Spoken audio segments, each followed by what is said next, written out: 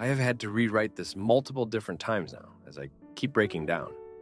I don't know what to do, and I am completely lost. So apologies for any spelling errors or mistakes, as I'm not in the best place mentally. Note that all names are fake so that he doesn't find this hopefully. Now, a little backstory, I promise it will make sense. 9 years ago, I met my boyfriend, Adrian. I was in 9th grade, and he was in 11th. He had moved in next door, and because we were too close for buses, but too far to walk, he offered to drive me every day. Even after graduating, he drove me. We got really close, and he became my best friend. We started dating 5 years ago. At that time, I began writing my first story, and Adrian's mom, as an author herself, began helping me. Together we wrote, edited, and got my book ready to publish. Then, in 2019, she passed away unexpectedly. Everyone was distraught, and I decided not to publish the book. Instead, I pushed myself more into work, working 16-hour days. And up until a year ago, I continued to do this. Adrian and I bought a little duplex and moved in together. We rented the other half of it to a friend of his. Now, I've been getting into writing again and have cut back to working 12 hours a day. Over the course of the last decade, I've been buying books. I've spent a good $3,000 on books and have like $175 that I've bought myself at this point. I have another $50 that I got from his mom before she passed, and also left in the will for me, and then a handful from friends over the years. Last time I went through them, I had 300 books. Now I know this might seem intense, but I have read almost every single one of these. Whenever I get a chance at work, when I have a day off, when I can't sleep, I read. Reading is the way I cope, I guess. Adrian knows how important my books are. He knows how much time, money, and energy I've put into getting them all and keeping them looking good. He himself has read a good bit of them and helps me take care of them. Last week we got into an argument. I don't remember what it was about, just that it lasted from the time I got off until almost noon. So at the least it lasted 7 hours. Most of it was him screaming at me. I don't know if I fell asleep or what, but I genuinely don't remember any of it. However, it did end with him storming out of the house and leaving. I spent the rest of the day in a haze, and immediately I went to the spare room and started reading. It wasn't until he came in an hour before I had to leave for work that I stopped reading. When I got off work the next morning, I immediately went home, took a shower, and fell asleep. I woke up to the fire alarm going off and my boyfriend frantically running around trying to get them to stop. Immediately, I went into the spare room to see if everything was okay. My books, specifically the shelf that had been gifted to me, were smoking. Some of them were on the floor. I asked him what had happened, and apparently he was playing with this new flame torch lighter when it caught one of my books on fire. It was on the top shelf, so while it wasn't too bad and he was able to get them out, there were a few books, the ones he threw on the floor. I asked him what book caught on fire, and he didn't respond. Instead, he just teared up and pointed. On the ground was the book his mom and I wrote together. I lost it. I asked him to leave, and when he tried to refuse, I threatened to call the police. It took 5 minutes of us arguing before I burst into tears and he finally left. It's been almost a week now. I haven't responded to him at all. I changed the locks on the house and even informed his friends that if they let him into my part of the house, I'd have all of them arrested. Last night, his father called me. We talked, and while he said that he understood why I was hurt, he thought I should let Adrian come back and try to fix it. I don't know if I can, though. I don't know if I can trust him. I don't know what to do, and I just need advice at it to clear up confusion. No, we are not actually married. I never have and never will want to be married. We agreed we never wanted to get married. However, we are considered to be in a common law marriage because of how long we've been together. The book he burned wasn't an actual book. Not a professional one, anyways. It was in a notebook that his mom and I were writing in. When I first wrote it, I wasn't allowed electronics and didn't get my first smartphone until I was 18, so it was just written in a notebook. Thank you all for the advice. I'm calling him his dad and my older brother tomorrow to meet for dinner. If it goes well, then it goes well. Hopefully I won't have to do any more updates or edits. Now, for a few comments before the update. Comment 1. OP, I have a relative who was in a hurtful marriage. It started with him destroying her things after arguments, just like this. Then escalated to picking fights when they were out with the kids, hopping in the car and driving away to leave her and the kids stranded. She finally ended it after he started an argument with their teenage daughter and tackled her, putting her in a headlock on the front lawn. They ended up with a restraining order against him.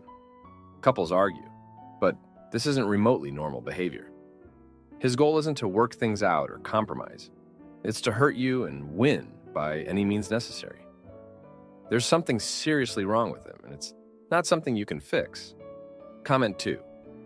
How dumb does someone have to be to use a flame torch inside and near obviously flammable books? It seems like it was on purpose. Also, the fact that he was shouting at you during the argument you had wasn't good either. It seems like he burnt your books on purpose. Now, for the update. Thanks for sticking with me here. A lot has happened since my last post, and I've been struggling to keep it together. So, bear with me if things get a bit messy. The dinner with Adrian, his dad, and my brother was a disaster.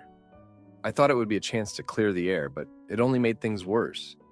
Adrian showed up with a smug look on his face, like he had already won me back. His dad was all apologies, but it felt hollow. My brother, bless him, tried to mediate, but the tension was too thick. Halfway through the meal, Adrian dropped the news. He confessed that the fire wasn't an accident. He had been jealous of the time I spent on my books and writing, and in a moment of anger, he wanted to hurt me the way he felt hurt. The book his mom and I wrote together was the target of his jealousy. It was a calculated move, a betrayal that cut deeper than any flame. I was furious, and the restaurant scene turned ugly. Voices were raised, and Adrian's true colors showed. He tried to justify his actions, saying that I had been neglecting our relationship for my work and my books. But that was no excuse for destroying something so precious. My brother had to physically restrain me from lunging across the table. The aftermath was me walking out of the restaurant, my relationship with Adrian in tatters. I felt a mix of relief and sorrow, but mostly anger. I had been right to change the locks and keep him away. The secret he had been harboring was like a poison, and it had finally come to light. But life has a way of throwing curveballs when you least expect it. The next day, I received a call from our landlord. Adrian had gone to him behind my back, claiming I had unfairly locked him out, and that he was concerned for my mental health. The nerve of him. Our landlord, not knowing who to believe, threatened to evict us both if we couldn't resolve our issues. I had to act fast. I gathered all the evidence of our relationship, the years of shared bills, and the lease agreement with both our names on it. I wasn't going to let Adrian's lies cost me my home. I met with the landlord and laid everything out. It was clear that Adrian was trying to manipulate the situation, and thankfully, the landlord saw through it. Adrian was given a notice to vacate the duplex, and I was allowed to stay. It was a small victory, but it felt monumental. The home we had built together was now just mine, and though it was tainted with memories of him, it was also a sanctuary from his deceit. The final blow came yesterday.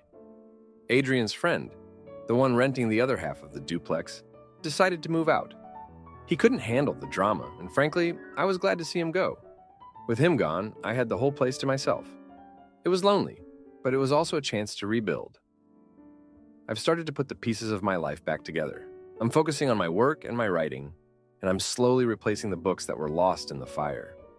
The notebook with the story Adrian's mom and I wrote is gone forever, but I've begun to rewrite it from memory. It's a painful process, but it feels like a way to honor her and the bond we shared. I'm not sure what the future holds, but I know I'm better off without Adrian. His betrayal was a harsh lesson, but it's one I won't forget. I'm moving forward, one day at a time, and that's all I can do right now. Thanks for reading. Am I the idiot for ending things with my wife? After she quit school again and lied about her new job, my wife just told me that she is thinking of quitting school. This is not a problem for me in and of itself, but this would be the third time that she has quit, and I don't see a future with her if she doesn't figure out what she wants to do in life. A little background. 4-ish years ago, my wife told me out of the blue that she couldn't handle being at school. Bachelor's degree. Back then, I tried to be supportive. and together we came up with a plan on how she could get a job while we figured out her next move. I supported her financially for a while, as I had a full-time job with an okay wage. She eventually got a job, as she's great at applications and interviews, and things were good for a while. Things were so good that when she ended up pregnant a few years later, we chose to keep it, and we were both more than happy. We are now parents of a happy and healthy 2-year-old boy. When my wife started her maternity leave, she was planning on going back to school again. We went back and forth about which degree she should go for. She ended up opting for the same one she dropped out of, as she could start from where she left off. I asked her if she was worried about being able to finish the degree this time, but she assured me that this time was different, as she was more mature now, having become a parent and all. Fast forward a year, my wife had gone to school for a month, and she often expressed strong anxiety and dread about it. I remember being frustrated at first, as I thought she was over those feelings. We both agreed that she needed help, and she sought counseling and started taking medication for her previously diagnosed anxiety. She then took a 6-month break from school to sort out her medication, which made sense to me. I told her then that I was starting to get worried about our future together if she didn't figure out her school-work situation. Future plans kept getting pushed back, and me taking care of 90% of our bills again was taking a toll on me. She then assured me, like last time, that things were going to work out, as her medication was working wonders. This seemed to be true, as she seemed happier and more motivated than ever. Fast forward to this week. She started expressing those same anxious feelings about school again. My stance is that she has probably stayed at home for too long, about 2 years of maternity leave and unemployment, which has worsened her anxiety, and she should try going to school for at least a few months to see if she can handle it. Today she tells me that she has been telling me, and everyone else, what she thought we wanted to hear all along. That is, she's never actually thought she could handle school. I basically told her that I felt betrayed, and she told me she didn't do it consciously, as her anxiety didn't allow her to be honest with herself. I feel like shoot, and like I'm enabling her to not move on with her work life. I want to tell her that she needs to figure her shoot out, otherwise I'm out. At the same time, we have a kid and 9 pretty great years together. I'm not sure I want to throw all that away. Practically speaking, I'll be fine if we end things, as I have a great network and a fairly wealthy family. She, on the other hand, would be pretty much on her own, as her family is unreliable. We have a small savings account with barely enough to move one person, let alone split the family up into 2 new apartments. So I'm asking, what would you do in my situation? PSA: English is my second language. Now, for a few comments before the update. Comment 1. I think you need to have an honest, clear, and firm, blunt conversation with her about where you are at and how you are feeling. One where she cannot just, I don't know you, or avoid dealing with these kinds of important discussions. Sounds like you have been supportive of her struggles around work, but what does the balance of life look like? Has she explained what it is about school that she struggles with? Are there supports that can be put in place? Universities and colleges also have accommodation processes for people struggling. Have she or both of you tried to access these supports and services? What is she doing to manage her symptoms? Have you discussed what her plan is then, if she quits? Comment 2. It's okay to question the arrangement you as a couple have, and it's okay to reevaluate the situation now. It sounds like you really love your wife, but are at your wit's end because you did not sign up to be the sole provider. I would consider marriage counseling before divorce. Now is the time to have a frank, open conversation with counseling that you are serious, and things need to change or you are headed for divorce. Not telling your wife and suffering in silence is not going to help you or her. Now, for the update, thanks for the comments on my last post. So, things have escalated since then, and it's been, well, interesting. My wife, after dropping the surprise about quitting school again, decided to take a part-time job at a local cafe. It seemed like a step in the right direction, but it turned out to be the beginning of a whole new mess. Turns out, the cafe owner is an old flame of hers, something she conveniently forgot to mention. I only found out because a mutual friend saw them getting a bit too cozy during her shifts. When I confronted her, she brushed it off as harmless flirting, but I wasn't buying it. Trust is a fragile thing, and she was chipping away at it with a sledgehammer. Then, one day, I came home early to find her not at home when she was supposed to be with our son. Panic set in. I called her phone, no answer. I called the cafe and they said she'd left hours ago. Finally, she strolls in, casual as you like, with some story about running into an old friend and losing track of time. But the lie was as clear as day. She reeked of guilt, and it wasn't just the coffee on her breath. I was done. I told her she needed to pack her bags and figure out her life because I couldn't be her safety net anymore. It was the hardest thing I've ever had to do, especially thinking about our son. But I couldn't let him grow up thinking this was what a relationship looked like. After she left, I thought that would be the end of it, but life had other plans. A week later, I got a call from her brother. My wife had been in an accident. She was okay, but the car was totaled, and guess what? She hadn't been paying the insurance, despite telling me she had it covered. So now, on top of everything else, there was a mountain of debt to deal with. I went to see her in the hospital, out of obligation more than anything else. She was full of apologies, saying the crash was a wake-up call. But I could see the same patterns, the same lack of responsibility. I told her I'd help with the bills for our son's sake, but our relationship was beyond repair. Just when I thought I could start to move on, another curveball. She's pregnant. And yes, there's a chance the baby could be mine. So now I'm staring down the barrel of a paternity test and possibly another child to support. It's like every time I try to stand up, life is there to push me back down. I've been talking to a lawyer, getting my ducks in a row. If the child is mine, I'll do my part, but I'm not getting back together with her. I'm focusing on my son and trying to give him some stability in all this chaos. Thanks for reading. Am I the idiot for confronting my wife's affair partner after she announced she's asexual? So my wife and I have had a wonderful relationship for years, minus a slight moment for a few months about 2 years ago. We also have a 4-year-old daughter together. We still go on romantic dates, hang out, travel together, and just overall are best of friends. Everything one could want out of a happy relationship. We've also had a very healthy intimacy life for all these years. Suddenly, as of the second, she posted, "Happy Pride Month to everyone, and my fellow aces." What confused me is that she never told me about any of this. And we had had intimacy apparently minutes before she posted it, and this morning. I only found the post today. I asked her about it this morning before work. She said something to the extent of, "Yeah, seeing everyone post their experience and things they learned about themselves has taught me about who I truly am." Now, I have an insane libido. I can have intimacy multiple times a day, every day. My only limit is my physical energy.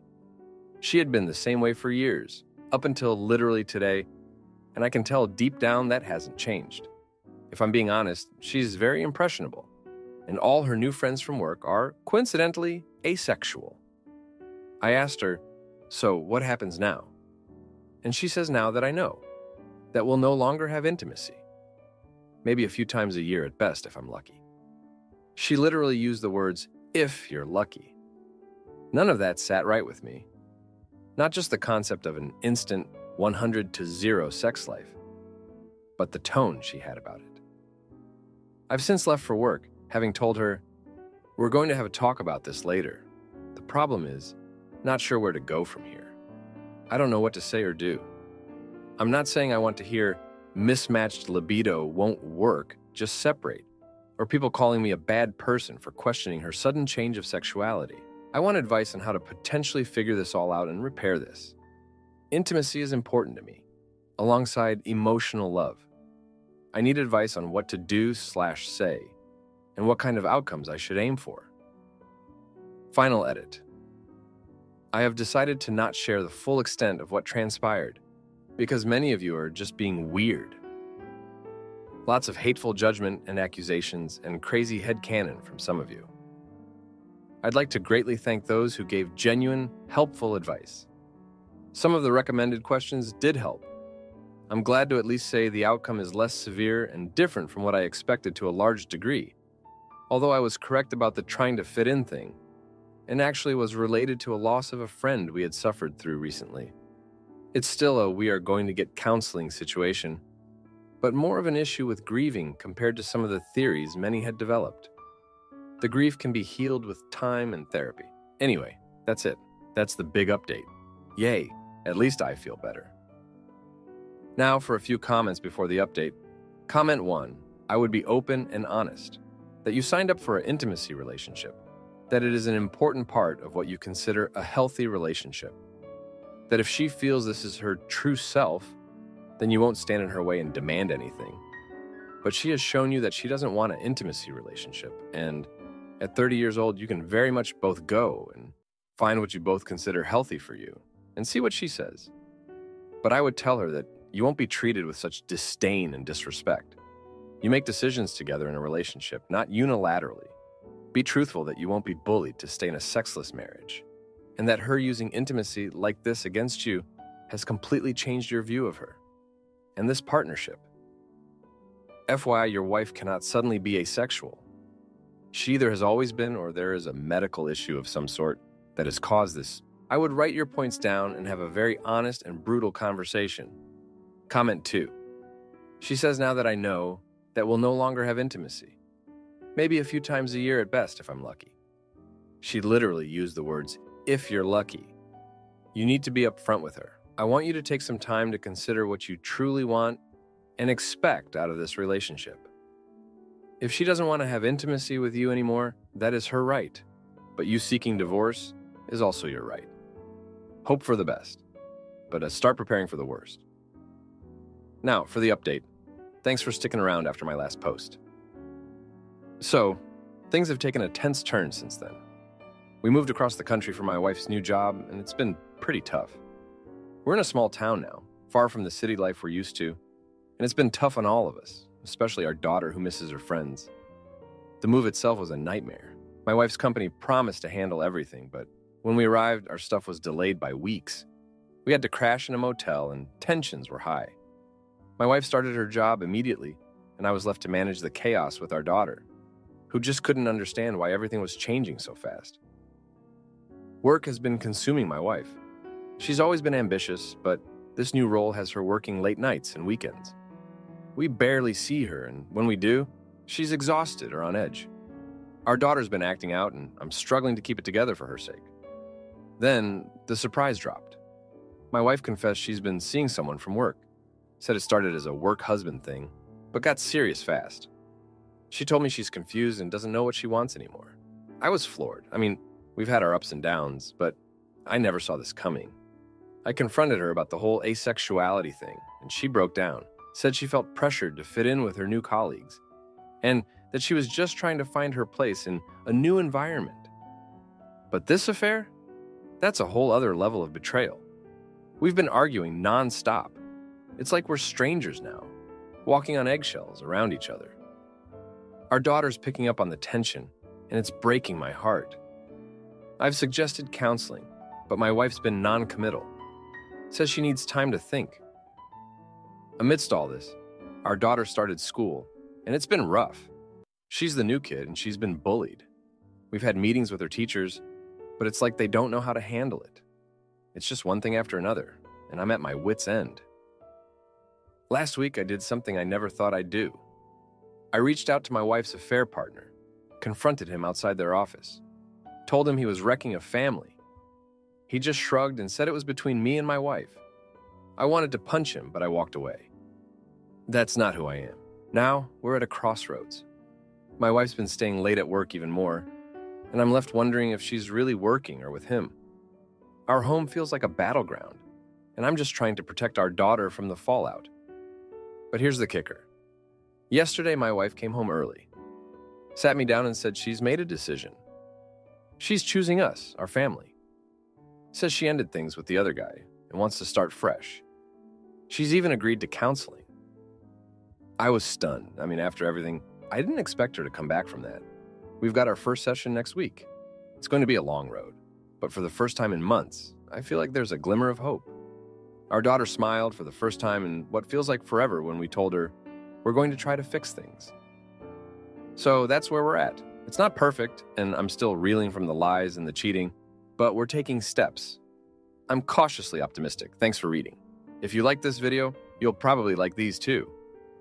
Also, while you're here, please consider subscribing.